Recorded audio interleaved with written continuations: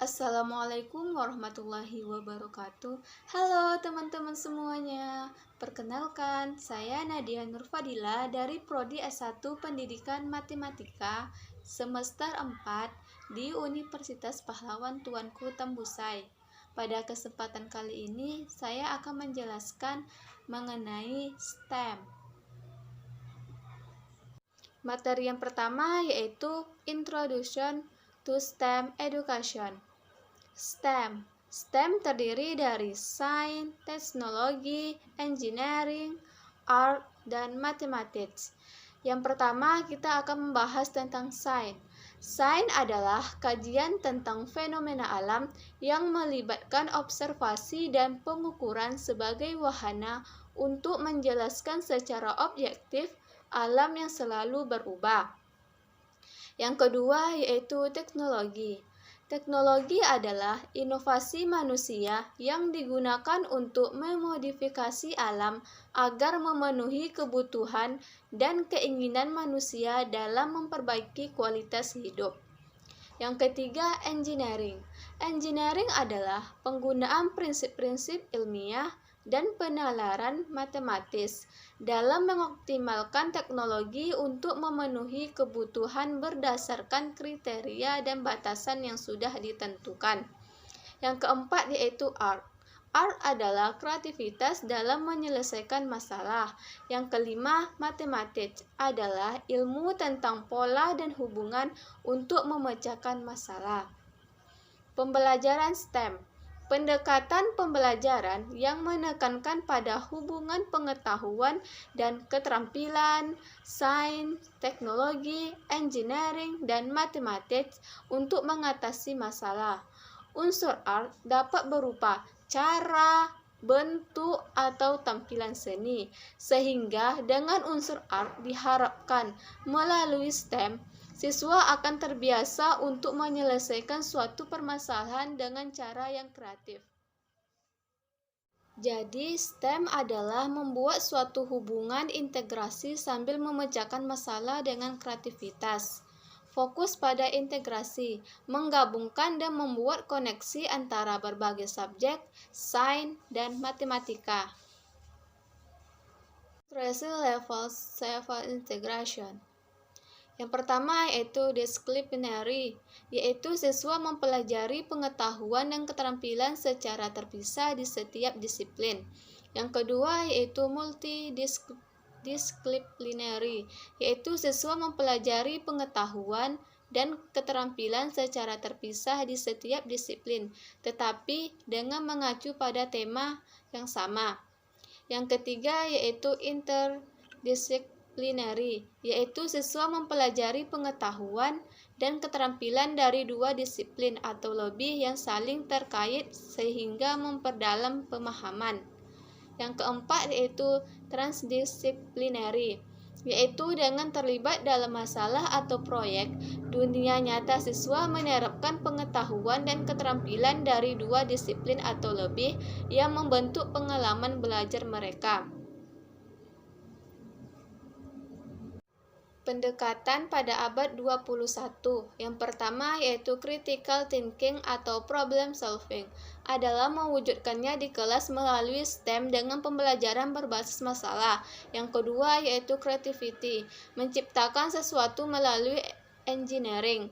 Yang ketiga yaitu collaboration, yaitu kerja kelompok dan bekerja sama. Yang keempat yaitu communication, mengkomunikasikan dan menanggapi solusi. Nah, apa sih tujuan dari STEM? Tujuan dari STEM yaitu yang pertama, pengetahuan dan pemahaman akan sains, teknologi, engineering, art, dan matematik. Sedangkan yang kedua yaitu dapat menggunakan pengetahuan sains, teknologi, engineering, art, matematik untuk menyelesaikan masalah dan membuat suatu keputusan.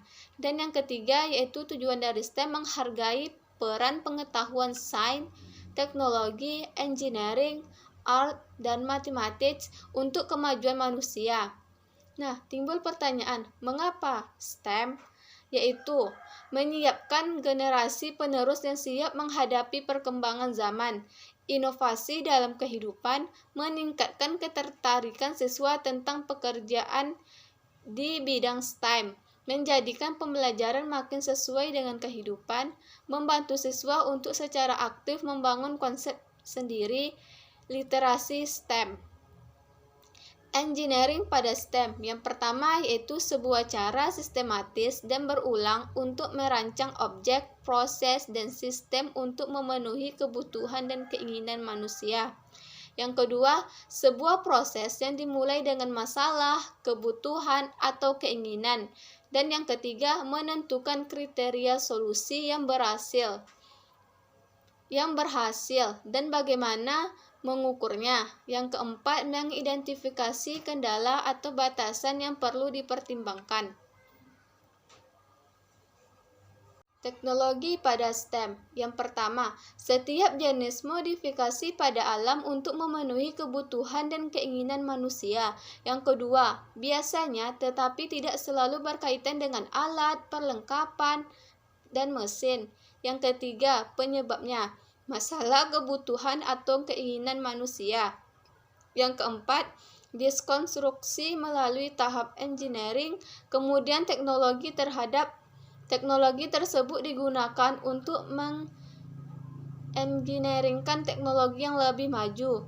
Yang kelima, tidak harus berkaitan dengan listrik, internet, ataupun komputer. EDP dalam pembelajaran STEM. EDP adalah jantung dalam pembelajaran STEM. Tanpa komponen engineering tidak akan ada STEM. Jadi, sudah pernah menerapkan Project Based Learning, berarti Anda tidak akan kesulitan. STEM seperti Problem Based Learning yang mengkhususkan dengan fokus pada engineering, desain, proses, dan mengintegrasikan kelima subjek. Kita masuk ke materi yang kedua, yaitu STEM aktivitas. Aktivitas 1 yaitu eksplorasi aktivitas STEM dan identifikasi EDP. Aktivitas STEM, apa yang kita inginkan, terutama di masa pandemi? Yang pertama, tidak mahal. Yang kedua, mudah dicari. Yang ketiga, low tech atau teknologi rendah. Dan yang keempat, mudah untuk dilakukan atau dipantau. Aktivitas yang kedua yaitu analisis pembelajaran STEM. Aktivitas yang ketiga, penilaian dalam pembelajaran STEM. Kerangka penilaian dalam pembelajaran STEM yaitu yang pertama, bagaimana cara menilai atau mengukurnya. Yang kedua, apa tujuan pembelajarannya. Yang ketiga, meningkatkan pembelajaran dan pengajaran. Contoh lembar penilaian pembelajaran STEM. Yang pertama, lembar kerja siswa. Yang kedua, form observasi proses EDP. Yang ketiga, lembar penilaian matematika. Yang keempat, lembar penilaian teknologi. Yang kelima, lembar penilaian engineering. Materi yang ketiga yaitu Joyful Learning in Mathematics Education atau pembelajaran yang menyenangkan dalam pendidikan matematika. Outdoor Math Learning, pembelajaran matematika di luar ruangan. Mengapa harus outdoor? Apa kegunaan belajar matematika di luar ruangan? Yang pertama, lebih mudah menghubungkan matematika dengan dunia nyata. Yang kedua, meningkatkan kreativitas siswa ketika menyelesaikan permasalahan yang tidak biasa. Yang ketiga, lebih mudah menggabungkan matematika dengan mata pelajaran yang lain. Yang keempat, siswa belajar berkolaborasi, berkomunikasi, dan berpikir kritis. Dan yang kelima, pembelajaran lebih menyenangkan. Outdoor Mathematics, apa saja yang bisa dilakukan di luar ruangan? Yang pertama, menghitung. Yang kedua, mengukur. Yang ketiga, mengelompokkan.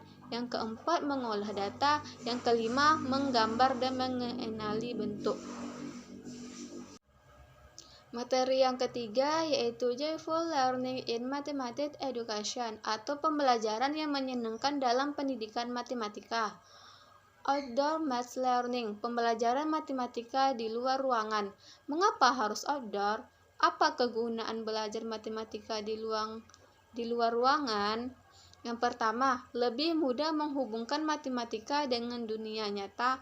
Yang kedua, meningkatkan kreativitas siswa ketika menyelesaikan permasalahan yang tidak biasa. Yang ketiga, lebih mudah menggabungkan matematika dengan mata pelajaran yang lain. Yang keempat, siswa belajar berkolaborasi, berkomunikasi, dan berpikir kritis.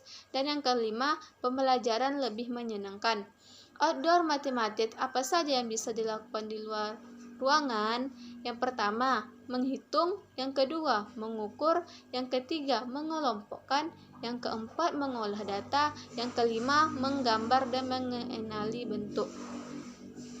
Set activity atau outdoor math.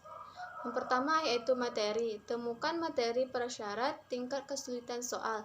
Yang kedua, pilih aktivitas efektif, praktif, dan terjangkau. Yang ketiga, outdoor math. Bagi kelompok, survei, tempat rencana, plan B. Kembali ke kelas, refleksi dan kesimpulan. Tantangan outdoor math. Yang pertama, memakan banyak waktu. Tidak semua pertemuan diajarkan di outdoor. Yang kedua, sulit mengontrol anak-anak. Yang ketiga, memberikan integrasi sejelas mungkin. Yang keempat, keamanan dan keselamatan. Dibuat kelompok untuk saling menjaga menggunakan bantuan guru yang lain. Cukup sekian penjelasan dari saya, lebih dan kurang saya mohon maaf. Wabillahi taufiq wal hidayah. Wassalamualaikum warahmatullahi wabarakatuh.